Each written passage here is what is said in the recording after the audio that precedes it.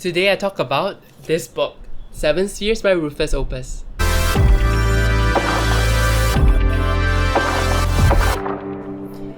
Hello my friends, this is Casper the Boy Diviner here today. Thank you for coming back to my channel and watching this video. Today I wanted to talk about the Seven Spheres by Rufus Opus. This is a planetary magic book and honestly like my first planetary magic book.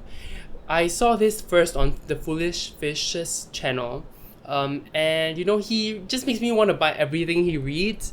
I don't know how big a practitioner he is, but recently he did so many good videos. You should check him out. But I wanted to talk about my experience with this book. Once I got this book, within that week, I immediately did one of the rituals in the book, but not in the order that it prescribes, okay?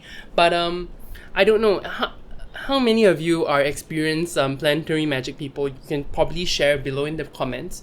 And if you found this talk about this book, this sort of half review, useful, please feel free to leave a like and subscribe. It really helps me out.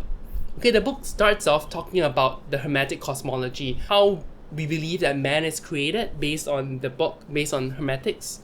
And then talks about how, you know, we were created by God and then we move through the seven spheres down to where we are here on Earth.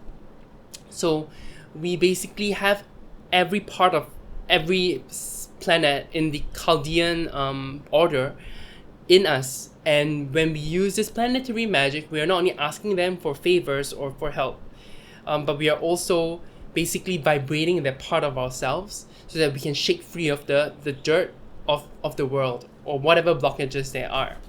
So that's the overall idea of the book and why we want to do planetary magic, so that we can kind of cleanse ourselves, purify ourselves, and become that same lord or king that we were.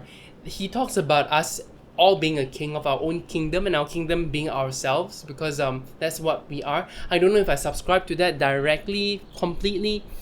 I think one of the best companion blog posts to this book is by the Digital Ambler. He talks about this book and I subscribe to his written explanations there. So instead of following what was prescribed in this book, which seems really intense, he talks about finishing all seven spheres within 6 weeks. And I don't and that can kind of be a bit dangerous for someone who is unpracticed as I am, according to the Digital Ambler. So I thought I wanted to take a more cautious approach and follow his way of doing things instead of, you know, rushing through all seven spheres within 6 weeks. Rufus Opus also talks about the seventh sphere. In his order, Saturn is the least. It's not even required. He says, you know, you don't have to do it. And reading online, it feels like some of his description of the Saturn here is contrary to what other people have experienced. He talks about Saturn being dangerous as per what most people talk about as well, but he talks about it being expansive, about it pushing the boundaries further, and a kind of expansive kind of nature. It seems to be more of a Jupiter kind of thing. He talks about border expansion because, you know, Saturn is about the border, about the boundaries and the borders. So it kind of makes some sense, and I don't know enough about planetary magic or the planetary correspondences to really agree or disagree with it. These are all very new to me, and I think this is a valuable book for someone who's a beginner, despite all the criticism this book has. So that's the first half, right? Talking about all the theory, talking about each planet and what powers it brings to you, what kind of qualities they have, what can they manifest in your life. And then the next part is the ritual part. So the ritual part has a lot of references also. It has the table of practice. So there are many different table of practices in the Magic Society. I don't know if you call it society, I'm sorry about that, the magic world. Then he shows the seals and the laments of each angel and each planet. So I think that's really interesting, and he includes the Orphic hymns. Again, these Orphic hymns are the free to use ones online, so you can actually search for them anyway. And people have said that these translations aren't the best, so I don't have any other sources yet. I'm planning to buy one of the Orphic hymns book by Patrick Dunn. I just don't have enough capital right now to buy that. So once I have that, I'll probably replace these Orphic hymns with that one. He also explains how to do talismans, but it's not super clear. There are also a few mistakes here and there, but they are all mistakes that you should be able to spot yourselves. Instead of saying a a specific, instead of saying using the planet name, he specifies a planet like Mercury during the ritual process. I do feel like this was quite a simple ritual. It's not super hard. You just need to put some effort into making the materials. It is based on the art of drawing spirits into crystals by, I think, Johannes Trithemius. So he based the ritual off that. That one has more specific stuff, and he just says you can just use paper, you can just use whatever materials you have, which I do enjoy, and I do appreciate that he kind of tested it out with different lousier materials and still found that ability to work with the magics of the book.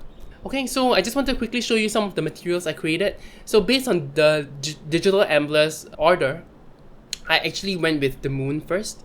Rufus Opus talks about doing Jupiter, Mars, the Sun, Venus, Mercury, the Moon, and then back to Saturn on the top. So you kind of are drawing down the energy towards you, but Polyphanes, or the digital embler, he kind of talks about getting to know the planet nearest to you first. The sphere nearest to us is the moon, so getting to know the moon first would make a lot of sense. Plus, Rufus Opus also talks about how, should I call him Frater Rufus Opus? Anyway, in the book he talks about how the moon actually is the one that keeps cycling through all 7 planets anyway. So it does have a flavor of every single sphere. So to me, reading that and reading what Polyphanes wrote in his blog post, I do feel like getting to know the moon first would be the most diligent, the most safest, cautious approach, and that's why I went with the moon. Okay, so I drew out the moon seals here. They aren't like perfectly drawn. Especially this one's kind of wonky, so I was kind of afraid. He talks about contemplation in this book. Like, there's a period of contemplation, and I don't know how long it is. I don't know what I'm supposed to do. He doesn't give much detail into that. So if you are into planetary magic and you have used this book, let me know what you think about those periods of contemplation that you should have. Okay, that will really help me out. Let me know your experiences, because I've done the moon ritual. I'll talk about my results later. I've done it during the waxing period before the full moon last week. This is the lemon I created. So I wear this with some random bits of yarn that I have at home.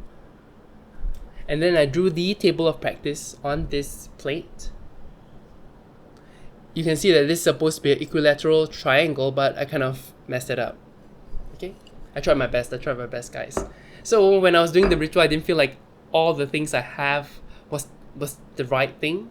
If you read the book, he says use any kind of reflective surface. You don't have to use a crystal, you can even use a mug of water, but I chose to use this clear quartz here. But if you read the original Art of Drawing Spirits into Crystals by Johannes Trithemius, he talks about not having any inclusions, talking about how it should look like a perfect marble. So this is clearly not a perfect marble. It has a lot of inclusions, but you know, I'm trying my best here. So I placed it, I followed the instructions, and I contemplated. I don't know if I felt anything during the ritual, and it's been about a week. Were there any changes? I don't know. I did have a anonymous contributor to my coffee. Thank you so much for the large sum of money that you donated to me, allowed me to buy the Fantastic Menagerie. I don't feel like it's related to this moon ritual at all, even though the moon was at a manifestation period. But it could be. Maybe it helped you remember me. Maybe it connected us better. I don't know.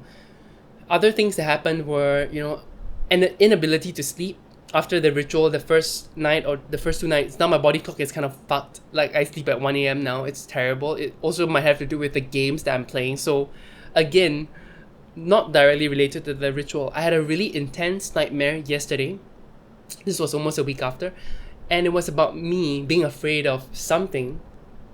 So to scare that something off, I acted like I was crazy as well, to try to drive that being away. So I was acting more and more crazy, and someone I cared for in the dream, not someone specific, it's a figment of my own imagination, someone I cared for in the dream was afraid of me because I was acting crazy. And that made me think, am I actually turning crazy because I'm so scared of that being? Am I causing problems to myself? And then I woke up, and that really tied into my thoughts about the moon, you know, lunatic. The moon is always about madness as well. So maybe that has a relation to the ritual that I've done.